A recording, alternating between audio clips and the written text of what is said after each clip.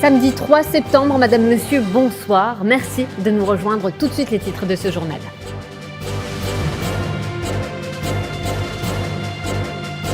L'envoyé spécial du secrétaire général de l'ONU pour le Sahara occidental, Staffan de Mistura, se rend dans les camps de réfugiés pour rencontrer des responsables du Front Polisario et les dirigeants de la RASD.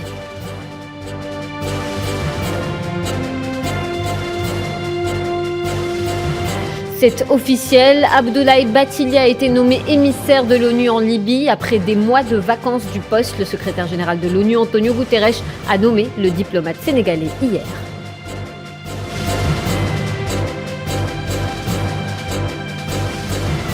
Palestine, un prisonnier palestinien meurt dans les geôles sionistes suite à une négligence médicale délibérée. Le club du prisonnier palestinien impute l'entière responsabilité aux autorités de l'occupation.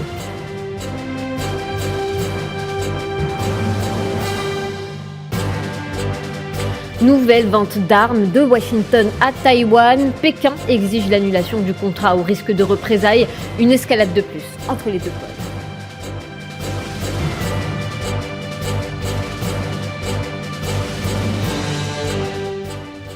Et nous le disions à l'instant, l'envoyé personnel du secrétaire général de l'ONU pour le Sahara occidental, Staffan de Mistura, se rend dans les camps de réfugiés pour rencontrer des responsables du Front Polisario et les dirigeants de la République arabe sahraoui démocratique. Et pour rappel, de Mistura avait effectué en janvier une première tournée dans la région avant de voir sa visite prévue dans les territoires occupés du Sahara occidental annulée en juillet dernier. Sofiane Baroudi.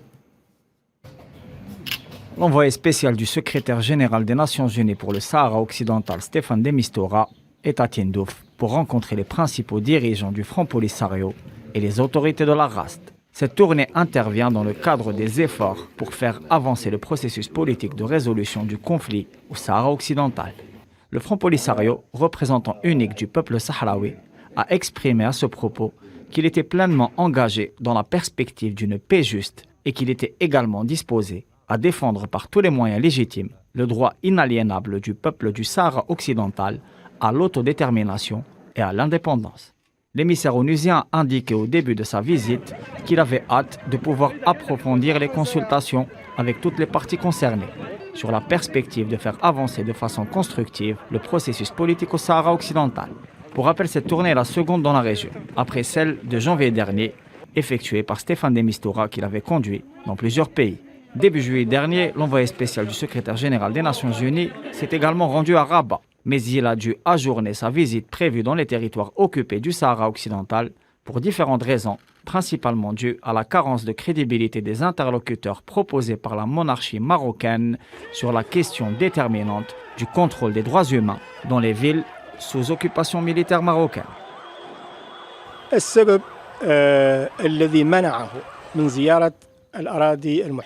La raison qui l'a empêché de se rendre dans les territoires occupés du Sahara occidental est connue de tout le monde. C'est clairement le refus des forces d'occupation qu'il puisse rencontrer les citoyens sahraouis des territoires occupés et qu'il soit le témoin oculaire direct de la répression et des violations récurrentes perpétrées par les forces de sécurité marocaines.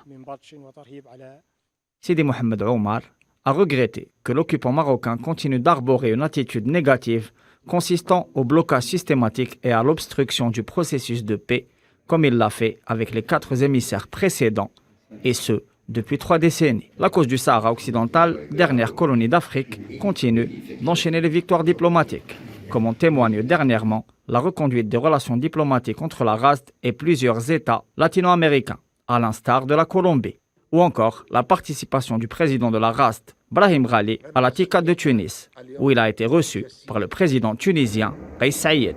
Pour sa part, le régime d'occupation marocain, qui s'enfonce dans une politique de fait accompli coloniale et tisse des liaisons dangereuses, se trouve plus que jamais dans une situation d'isolation régionale et sous la pression recrudescente de la communauté internationale dans un contexte de transformation globale.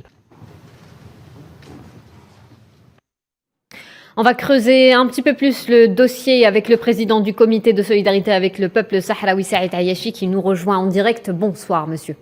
Bonsoir, madame. Alors, de Mistura, une deuxième fois au camp des réfugiés. Quelle nouveauté en ressort? D'accord. D'abord, monsieur de Mistura est donc depuis ce matin dans les camps de réfugiés sahraouis où il a déjà rencontré les membres de la délégation des négociateurs sahraouis. Oui. Bien entendu, rien n'est filtré pour le moment parce qu'il restera jusqu'à demain après-midi où il sera reçu par le président Brahim Ghali. Il faut noter que cette deuxième tournée de M. de Mistura vient après la première qui a été signalée dans l'introduction de votre sujet, qui était d'abord une prise de contact en fait avec les principaux protagonistes et les parties intéressées par le conflit. Mais aujourd'hui, M. de Mistura doit aborder le vif du sujet avec les Sahraouis, puis après avec les autorités marocaines, qui sont les deux parties concernées dans le conflit, puis après avec les parties intéressées, que sont la Mauritanie, l'Algérie, l'Espagne et d'autres parties dans des enceintes multilatérales. Accordant le bénéfice du doute d'abord et un préjugé favorable pour M. de Mistura, surtout qu'il a eu l'honnêteté intellectuelle de refuser de se rendre dans les territoires occupés à cause d'une entrave encore, une de plus, qui lui a été posée par les autorités marocaines d'occupation du Sahara occidental. Et puis, pour qu'il puisse avancer dans cette dynamisation du processus politique que recherche l'ONU, que lui a confié le Conseil de sécurité, il faudra qu'il trouve des partenaires qui sont d'abord pleins de disponibilité, de bonne foi, d'esprit de responsabilité et surtout qui rejettent loin, très loin, toutes les manœuvres dilatoires, les entraves, les handicaps que pose le Maroc et qu'a fait le Maroc avec tous ses prédécesseurs. Et bien entendu, cela ne mènera à rien, sauf que on sait que le Maroc ne veut pas ces négociations, parce que les négociations avec le Front Polisario doivent amener à fixer la date du référendum tel que le recommandent les résolutions pertinentes du Conseil de sécurité. Et donc le Maroc fera encore une fois, malheureusement, et j'espère me tromper, le Maroc fera encore une fois, trouvera d'autres manœuvres, d'autres trucs pour empêcher M. de Mistura de mener à bien ça. La question centrale qui se pose, c'est pourquoi le Maroc n'est pas rappelé à l'ordre? Jusqu'à quand le Maroc va encore faire preuve d'arrogance et d'entêtement et bénéficie de cette protection d'un membre permanent du Conseil de sécurité, en l'occurrence la France, pour ne pas être rappelé à l'ordre, pour ne pas être contraint à remplir ses engagements vis-à-vis de la communauté internationale. Stéphane de Mistura qui s'entretiendra donc avec tous les partis, dont, vous l'avez bien dit, l'occupation marocaine, n'est-ce pas? Pardon? Oui. Je vous entends mal. Saïd Hayeshi, nous disions donc Stéphane de Mistura qui s'entretiendra avec tous les partis, dont l'occupation marocaine lors de cette tournée. Bien sûr, M. de Mistura.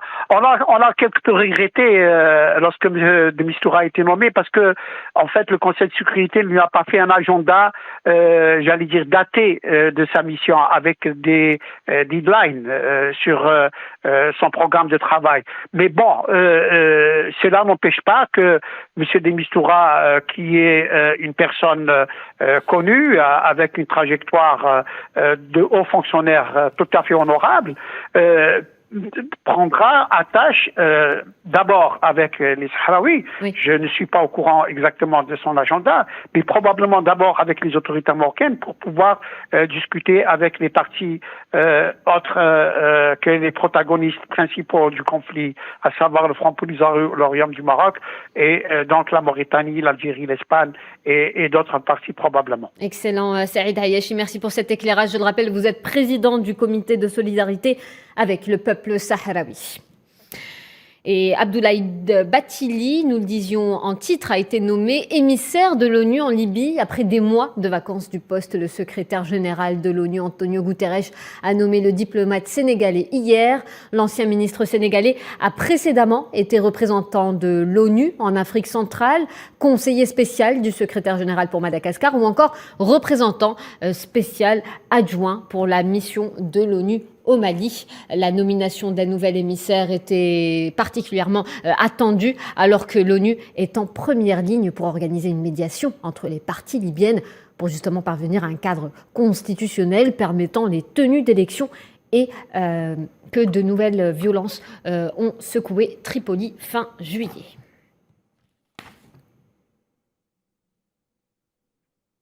On va en parler avec Rafah Tabib, qui est spécialiste de la question libyenne. Bonsoir. Bonsoir. Vous nous rejoignez en direct donc via Skype. La Libye a enfin son émissaire de l'ONU, Abdoulaye Bathily, qui est désigné par Guterres, nous disions à l'instant, comme son envoyé spécial en Libye. Cet ancien ministre sénégalais semble avoir fait l'unanimité. Quelles sont les qualités qui lui ont, d'après vous, permis d'avoir le consensus de tous? Je crois que ce consensus se fait entre les membres du Conseil de sécurité, mais certainement pas le consensus au sein des pays du Maghreb et surtout des pays qui sont en train de subir de plein fouet la crise et le chaos libyen. Personnellement, j'exprime la déception d'une très large partie d'observateurs qui avaient escompté et espéré que M. Guterres nomme un émissaire qui soit originaire de notre région, parce que avec tous les émissaires précédents, qu'ils soient du Liban, d'Allemagne, de l'Espagne, etc., on a reçu des gens qui, en fait, se sont avérés des gens qui cherchaient à avoir une carrière diplomatique et par la suite essayer de tirer profit de cette nomination. Et avec la dernière émissaire, Madame Stephanie Williams, ça a été carrément la déchéance totale du rôle de l'ONU en Libye. Et cette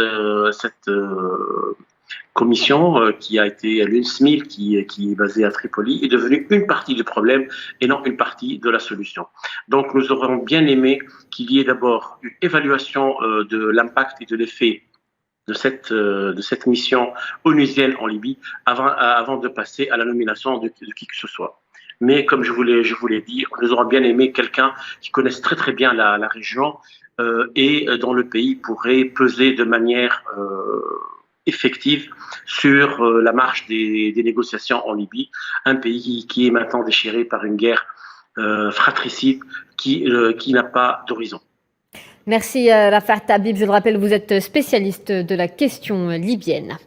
Et dans le reste de l'actualité internationale, après avoir présidé la 6e session du comité de suivi de l'accord pour la paix et la réconciliation issu du processus d'Alger, le ministre des Affaires étrangères algérien, Ramtan Lamamra, préside ce samedi la rencontre du groupe de médiation internationale à Bamako. Cette rencontre revêt une importance capitale pour accompagner la transition dans laquelle est engagé l'État malien. Tinhinan Makassi.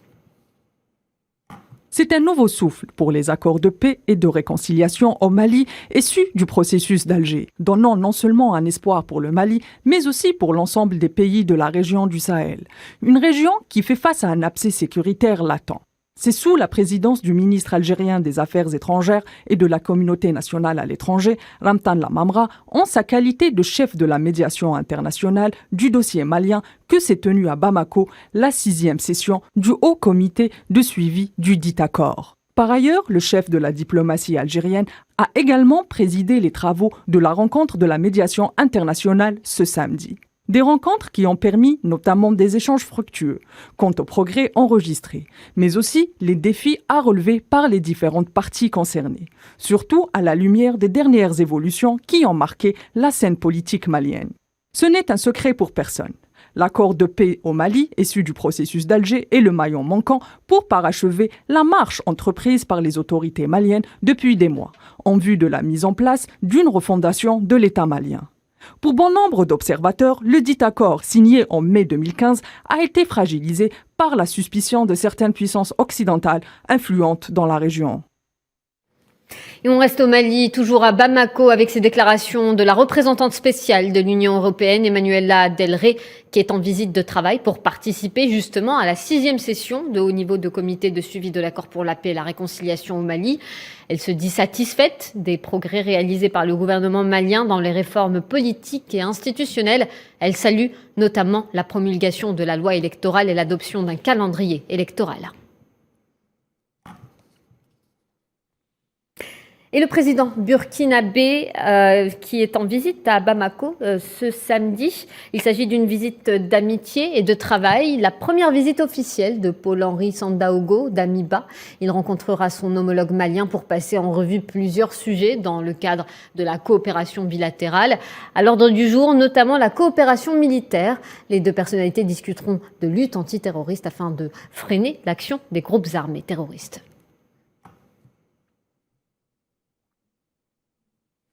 En Somalie, au moins 17 personnes, dont des femmes et des enfants, ont été tuées par des terroristes d'El-Shebab dans le centre du pays.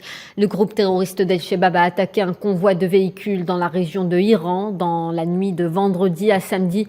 7 véhicules ont été réduits en cendres sur place. La télévision nationale somalienne a rapporté que l'attaque visait un convoi transportant de l'aide alimentaire pour la ville rétive qui a récemment été le théâtre d'affrontements armés.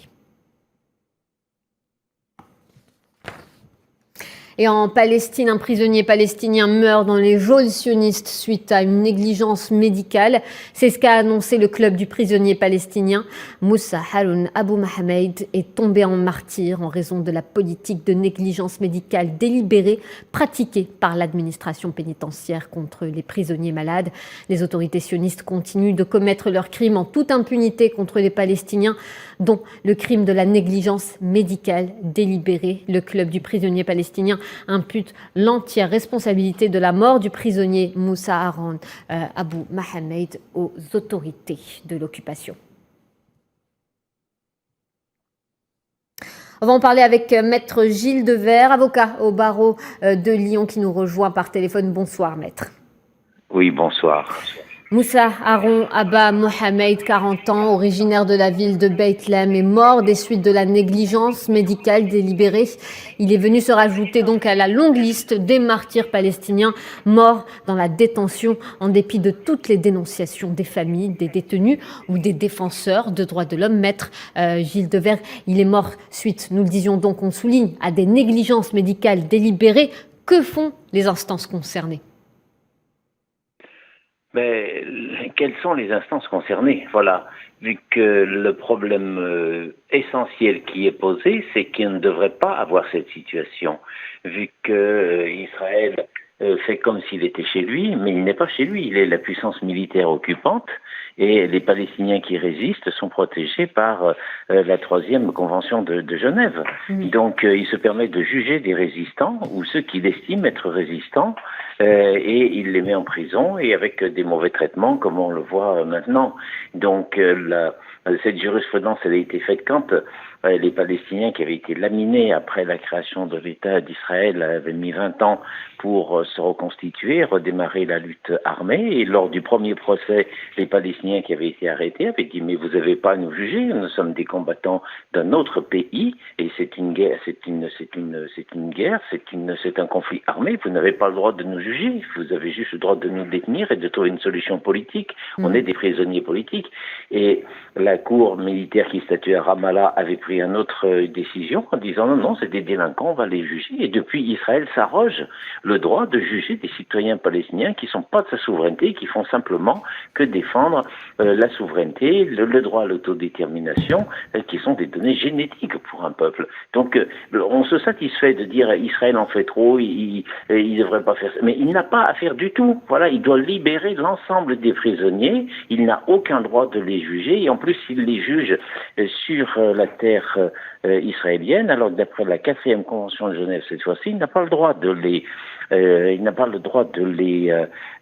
mobiliser. Ils doivent rester toujours sur la terre palestinienne pour la sécurité et pour que les visites des familles puissent se faire. Et puis parce que c'est le texte, il faudra bien au bout d'un moment que ce pays se mette à respecter le droit international, et il faut que les observateurs restent intransigeants sur ce plan en disant, avant de discuter de qu'est-ce qu'il a fait celui-là ou qu'est-ce qu'il a fait celui-là, quel est le cadre juridique? Vous avez un cadre juridique qui est faux, donc tout est faux. Libérez les prisonniers. Oui, merci Maître Gilles Devers pour cet éclairage. Je le rappelle, vous êtes avocat au barreau de Lyon. Et dans le reste de l'actualité internationale, l'énergie toujours au cœur des dissensions entre les pays membres du G7 et la Russie. La décision du plafonnement des prix du pétrole russe prise par le G7 annoncée hier après une rencontre virtuelle des États membres a provoqué la colère de la Russie qui décide à son tour de couper à nouveau les approvisionnements en gaz via Nord Stream. La situation est à son comble. Mohamed Wadi Ben Chaban. Le bras de fer sur le pétrole russe se poursuit entre la Russie et les pays membres du G7 sur fond de nouveaux mécanismes de plafonnement des prix du pétrole. Moscou renouvelle ses avertissements et met en garde contre la déstabilisation significative du marché pétrolier. Le G7 envisage de fixer le plafond des prix à un niveau basé sur une série de données techniques et sera décidé par l'ensemble de la coalition avant sa mise en œuvre. Les alliés veulent s'opposer résolument aux bénéfices engrangés par la Russie. La Russie profite économiquement des incertitudes liées à la guerre sur les marchés de l'énergie. La Russie réalise actuellement des bénéfices élevés grâce à l'exportation de matières premières comme le pétrole. Et nous voulons nous y opposer résolument.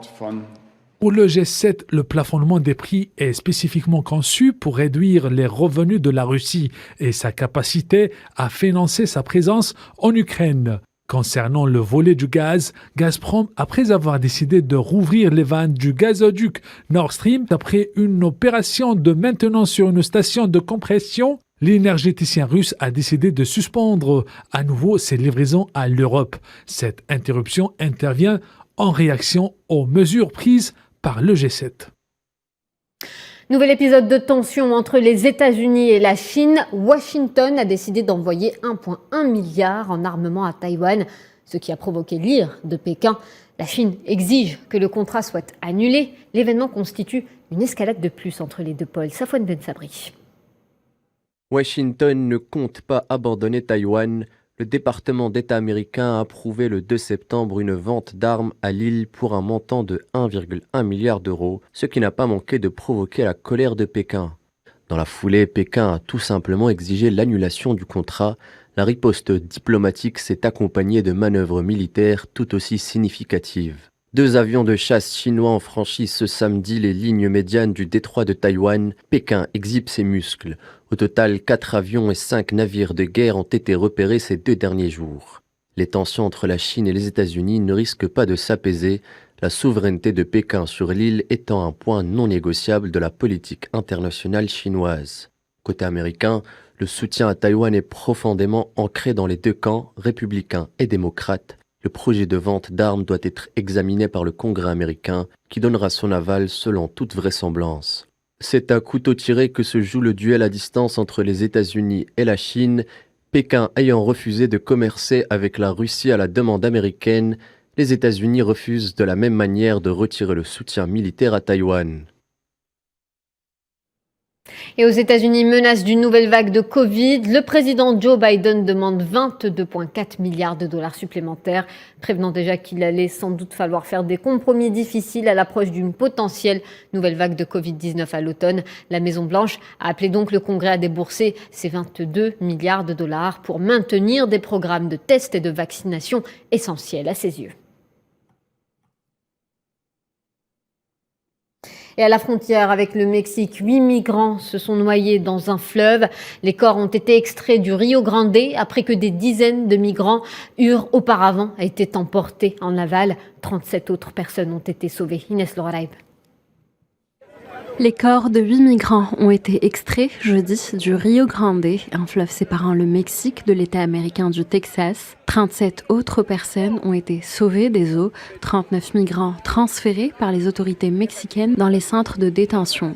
Le fleuve Rio Grande, séparant le Mexique du Texas, a connu de nombreux et tristes épisodes de noyade. Plus de 200 migrants sont morts pendant cette périlleuse traversée au cours des 10 derniers mois pour tenter de rejoindre les États-Unis. Le secteur qui s'étend sur 395 km peut être particulièrement dangereux en raison des courants fluviaux. Rappelons qu'en janvier 2019, un père et sa fille se sont noyés en tentant de passer la frontière mexicaine. Un triste épisode immortalisé par une photo qui avait fait la une des médias internationaux.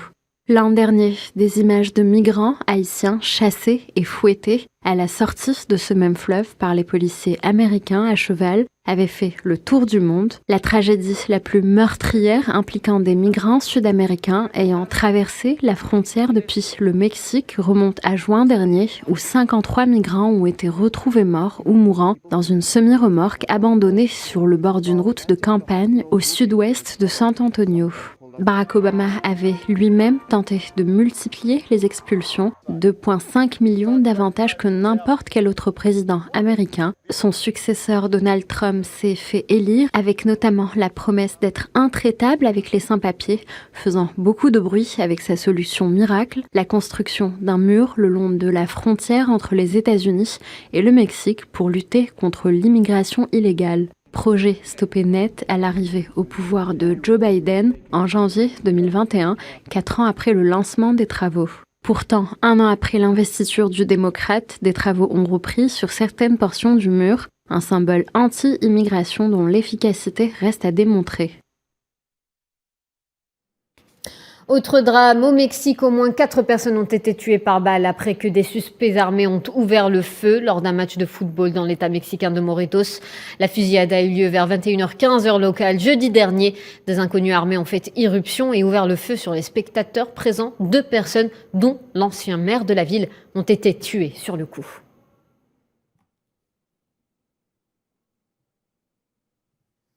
Et direction l'Europe dans le conflit en Ukraine, le président turc Recep Tayyip Erdogan a proposé à son homologue russe Vladimir Poutine la médiation de la Turquie pour aider à résoudre la crise autour de la centrale nucléaire ukrainienne de Zaporijia.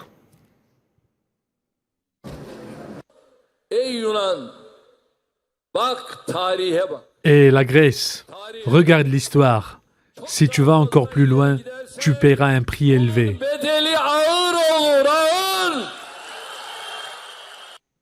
C'était là une autre déclaration du président turc qui revêt cette fois-ci d'un ton menaçant. Il prévient que la guerre paiera un prix élevé si elle continue de violer l'espace aérien turc et de harceler les avions turcs en mer Égée.